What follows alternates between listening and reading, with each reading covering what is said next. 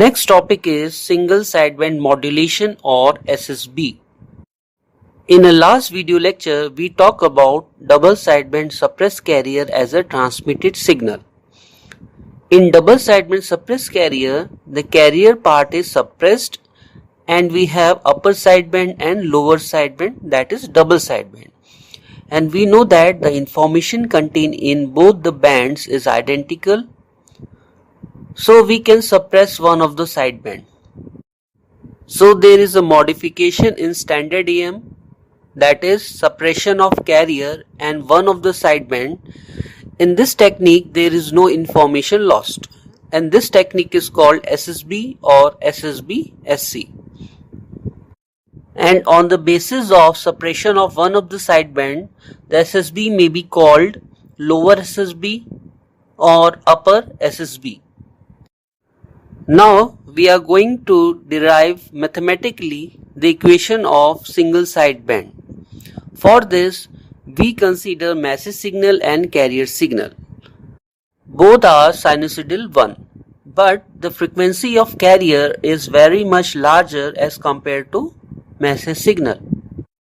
And to obtain single sideband, we consider double sideband suppressed carrier wave, that is equals to product of carrier and message signal. So putting the value of carrier and message, we get AC into AM cos 2 pi FCT into cos 2 pi FMT. And here there are two cos terms, so we can use the formula of 2 cos A cos B. For this we first multiply and divide by 2, and we get 1 upon 2 AC into AM cos within bracket 2 pi FC plus FM into T plus 1 upon 2 AC into AM cos within bracket 2 pi FC minus FM into T. So here we have two side frequencies. First term contain upper side frequency, that is FC plus FM, and the second term consists lower side frequency, that is FC minus FM. And after suppressing one of the side frequency, we get single sideband. First, when we suppress the lower side frequency, it is called upper single sideband, and it is equals to 1 upon 2 AC into AM cos within bracket 2 pi FC plus FM into T. Now again we can expand this equation, that is upper single sideband, by using a formula cos A plus B, that is cos A cos B minus sin A sin B. After using this formula, the upper single sideband equation is 1 upon 2 AC into AM cos 2 pi FCT into cos 2 pi FMT minus 1 upon 2 AC into AM sin 2 pi FCT into sin 2 pi FMT. Also, we can suppress upper side frequency, and this is called lower single sideband. And equation is 1 upon 2 AC into AM cos within bracket 2 pi FC minus FM into T. Here we use a formula cos A minus B, that is cos A cos B plus sin A sin B. After using this formula, we get an equation of lower single sideband modulation, and it is equals to 1 upon 2 AC into AM cos 2 pi FCT into cos 2 pi FMT plus 1 upon 2 AC into AM sin 2 pi FCT into sin 2 pi FMT. So we can write a common single sideband equation, that is called general SSB. In this equation, between the two terms there is a sign negative when we consider upper single sideband and positive when we consider lower single sideband. Or we can say that when the lower side frequency is suppressed, then we use negative sign and it is called upper single sideband, and when we suppress upper side frequency, in this case we have a positive sign between the two terms, and the technique is called lower single sideband. Now in general SSB wave, we have two terms. In a first term, the message signal is AM cos 2 pi FMT, and in a second term the message is AM sin 2 pi FMT. So on this basis, we consider a message signal that is periodic in nature, and it is a mixture of sinusoidal wave with harmonically related frequencies.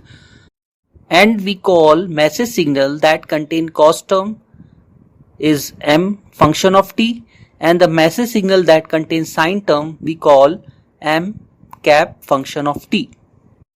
And the periodic message signals is defined by Fourier series is given as m function of t equals to summation a suffix n cos 2 pi fmt for all values of n, and m cap t that is equals to summation a n sine 2 pi fmt for all values of n. So m function of t and m cap function of t are the mixture of sinusoidal waves. Here we consider carrier signal as a common for all sinusoidal component of mt or m cap t. And accordingly, for periodic message signal, the SSB wave is written as S function of t equals to 1 upon 2 AC cos 2 pi fct into summation an cos 2 pi fmt for all values of n minus plus 1 upon 2 AC sin 2 pi fct summation an sin 2 pi fmt for all values of n. So between the two terms, we have a sign that is negative sign for U upper single sideband and positive sign for lower single sideband. And the general single sideband equation is equals to AC by 2 into mt cos 2 pi fct minus plus AC by 2 m cap t into sin 2 pi fct minus sign for upper single sideband and positive sign for lower single sideband. Now we note a point here. We can derive m cap t, that is a periodic signal, from a modulating signal m function of t by a method that is called Hilbert Transform. In Hilbert Transform, the cosine term of mt is shifted by minus 90 degree and we get a m cap t that contain a sine term. So we can say that for the generation of single sideband, we use a transform that is called Hilbert Transform. With the help of Hilbert Transform, we can obtain m cap t from mt by simply shifting cosine term of mt by minus 90 degree. Also, the Hilbert Transformer is a wideband phase shifter, and its frequency response having a characteristic in two parts. The first is the magnitude response of the wideband phase shifter is unity for all frequencies, that is for both positive and negative frequencies. And the second part is the phase response. The phase response is plus 90 degree for negative frequencies and minus 90 degrees for positive frequencies. So these are the two frequency response of the wideband phase shifter that is called Hilbert Transformer. Now with the help of Hilbert Transform, we can obtain m cap function of t from mt. So the Hilbert Transform of mt is m cap t, and it is equals to convolution of m function of t and 1 upon pi t. And this is obtained by using a wideband phase shifter that is called Hilbert Transformer. Here we take a convolution of message signal mt and 1 upon pi t, and the formula is 1 upon pi integration m tau into 1 upon t minus tau d tau, or simply 1 upon pi integration m tau upon t minus tau into d tau. The integration range is from minus infinity to infinity. So by using the Hilbert Transform, the cosine term of the message signal mt is shifted by minus 90 degree and we get a sine term, that is m cap t. So we can write Hilbert Transform of am cos 2 pi fmt equals to am sin 2 pi fmt. Next is frequency domain description of single sideband. For this, we consider any arbitrary message signal in time domain, that is m function of t, and its frequency version is obtained by using Fourier transform, denoted by capital M function of f. And figure A is a spectrum of message signal having bandwidths capital W. Since here we consider any arbitrary message signal, so the spectrum is also arbitrary. After modulation, that is double sideband suppressed carrier, this spectrum of message signal that is centered around origin is shifted to plus minus Fc, which we have discussed in last video lectures. And to obtain the single sideband spectrum, we suppress one of the sideband. When we suppress the lower sideband, the corresponding SSB is called upper single sideband, and its equation is AC by 2 within bracket mt cos 2 pi fct minus m cap t sin 2 pi fct. In case of upper single sideband, there is a negative sign between two terms.